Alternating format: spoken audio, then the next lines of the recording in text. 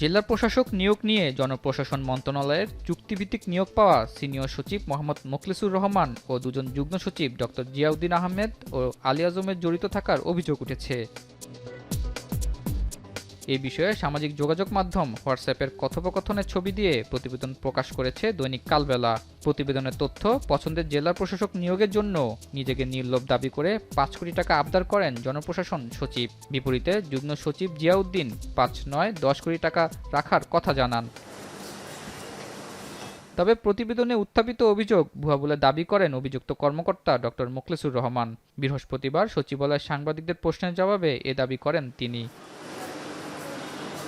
সচিব বলেন, প্রতিবেদনকে আমলে নেওয়ার কোনো কারণ নেই। পত্রিকার বিরুদ্ধে ব্যবস্থা নিতে তথ্য মন্ত্রণালয়ে ৩টি সুপারিশ দেওয়া হয়েছে।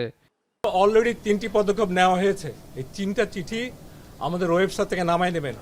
একটা হলো আমরা তথ্য সচিবকে চিঠি লিখেছি এবং সেখানে এই পত্রিকাটার নাম আছে এবং ব্যবস্থা নেওয়ার জন্য সরাসরি সরকারি চিঠি দেওয়া হয়েছে।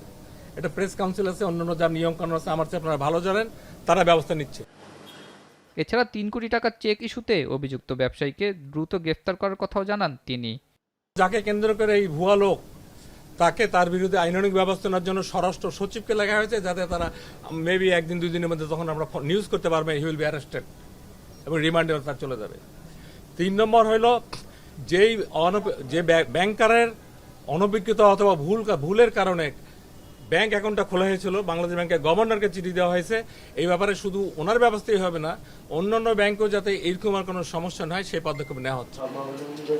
এই ঘটনা ইতিমধ্যে সত্যতা যাচাইয়ে স্বরাষ্ট্র, আইন ও তথ্য প্রযুক্তি বিষয়ক উপদেষ্টা সহ ঊর্ধ্বতন কর্মকর্তাদের নিয়ে একটি কমিটি গঠন করা হয়েছে বলে জানান সমাজকল্যাণ উপদেষ্টা।